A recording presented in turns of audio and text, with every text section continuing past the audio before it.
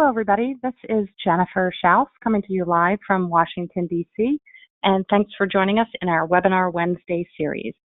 We host a webinar every Wednesday through the entire year at 12 o'clock and 12:30 Eastern Time. All of our presenters are industry experts. This can range from consultants to attorneys, accountants, and other industry professionals who are sharing their knowledge. The full list of our webinars is on our website under the webinar section, and all of the recordings are in a subsection under that called archived webinars, or you could follow us on YouTube to get the entire list. These are all complimentary, and as I mentioned, they are all recorded. If you do have questions at the end of this, you can either call me directly or shoot an email over to us. A little bit about us. We are based in downtown Washington, D.C. and provide professional services for both product and service companies. This ranges from market analysis reports to contract vehicles, including GSA schedules. We also help with certifications, including the 8A, proposal writing, contract administration, and more. Our events and webinars are listed on our website under the events section. We've got a couple interesting things coming up. September 11th is a GSA schedule class, as well as the 18th is also another GSA schedule class in the local area. And then again on October 4th and November 5th. So 4 classes covering GSA schedules. 2 construction events. One is September 13th here in the local area in partnership with the Virginia PTAP, as well as Cohen Seglius law firm. That's going to be in Fairfax. And then one in November, also on the construction industry, and that will be in Austin, Texas. You can find all of these on our website, again, under the events section. Quick background here about myself. And let's dig into today's topic, which is 7 steps to capitalizing on federal Q4 contracts. So thanks again for joining us. As we dig in, I just wanted to start with a quick overview. So the federal fiscal year runs from October 1st to September 30th. So Q1 will be October, November, December, and then Q4 rounds out with July, August, and September, with the bulk of purchases happening mid-August through September. And that's where you are going to see the largest spikes. And so we're going to talk today about how you can capitalize and be part of that action. The government does have a use it or lose it budget, meaning if they don't spend the dollars that were allocated to them for that fiscal year, they will lose those dollars the following year. So it's in their best interest to spend those dollars, but they also want to spend those wisely and through the easiest and quickest method that they can. So let's talk about those. Step number 1, and these aren't in any chronological order or priority. These are all equally important. So don't wait until the fourth quarter to start your marketing and business development. This should always be an ongoing daily action. You should be at networking events, conferences, trade shows, listening to speakers both from the government and industry, whether it's about your specific industry, if that happens to be IT, or some other industry that you may be involved in, as well as government-related associations and organizations. We do have a list of resources on our website that will give you some associations that may be beneficial to you and behoove you to join. So take a look at those. It's not comprehensive, just some suggestions that we have. And most of these have both a DC presence as well as a national presence. You can find those on the links that we provide, again, on our website under the resources section. Number 2, you want to make sure it's easy for the government to purchase from you. So the least amount of paperwork for them to push across their desk, the better. These folks are busy and backed up with a lot of purchases and ongoing paperwork and just government bureaucracy. So if you have a contract vehicle, meaning a GSA schedule or some other agency contract vehicle that you may be on, Navy Seaport E, NASA SOUP, or any of the others that are out there. Most agencies do have their own contract vehicles, so make sure that whatever agency it is that you're talking to, that you know their preferred method of purchasing, and make sure that you do have that contract vehicle. Number 3, planting seeds and building relationships. The sooner you start doing this, the more you can, so to speak, go out and water those relationships and build those and nourish them so that they do come into fruition at the right time. The government is risk adverse, so they're going to make purchases based on working with companies that they know, like, and trust. If you look at the top 100 contractors for each agency, you're going to see names that you all recognize: Lockheed Martin, Northrop Grumman, Raytheon, SAIC, and so forth. So the reason that the government purchases from them, because these are known entities, they know that brand name, and that's what you want to do, is get in with your ideal customer, make sure that they see you on a regular and frequent basis, again, at these networking events, conferences, trade shows, and industry forums. Shake their hand, get to know them, go in and set up a meeting and share your capabilities statement and provide some information about what makes you different from the competition, what is your value add, and what it is you're bringing to the table. So as I mentioned here, government is making decisions based on entities that they know and trust.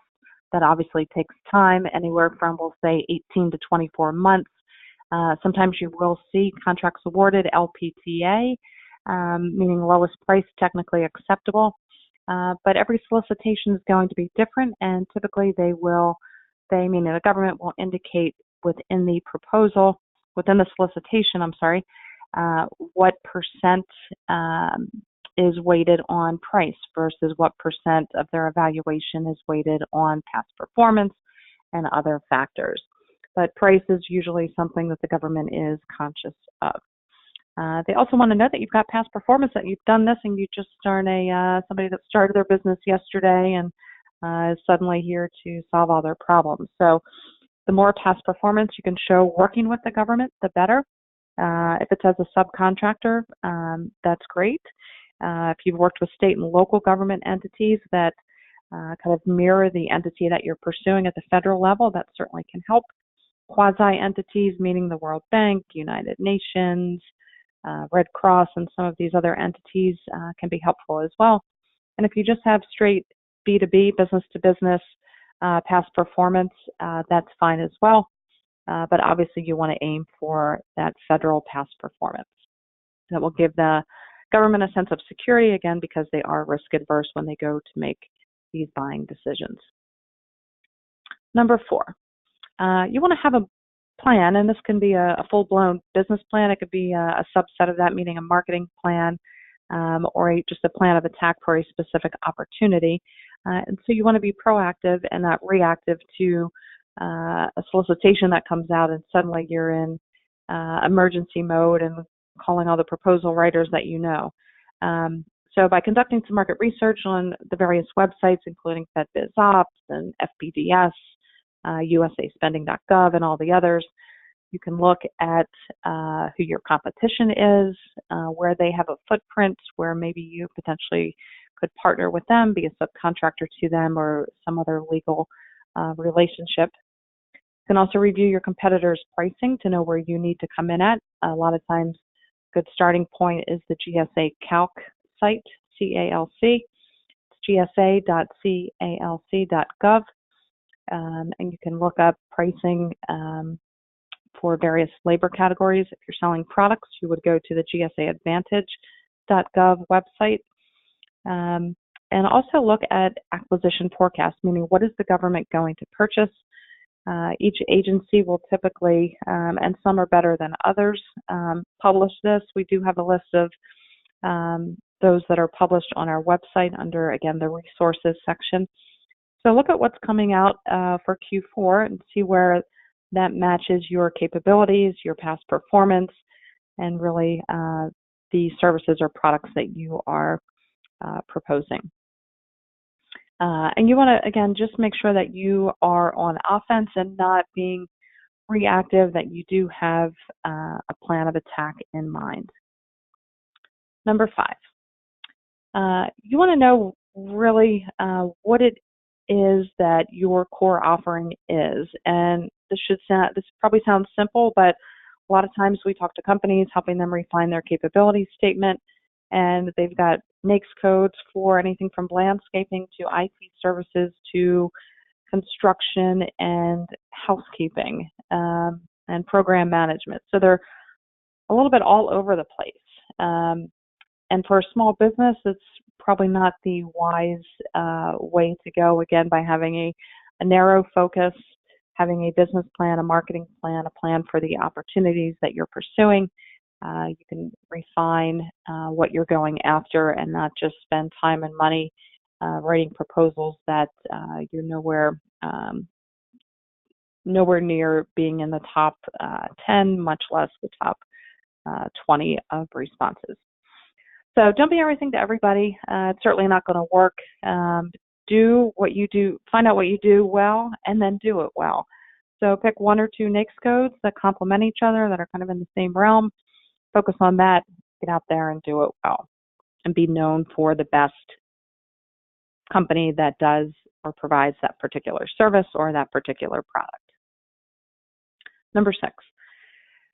And here's where the relationship building, the networking, the time investment comes into play when you are working with and attending events for the industry forums, the associations, trade shows, various conferences that are out there. We recommend govevents.com for finding some of these organizations as well as events that you can attend.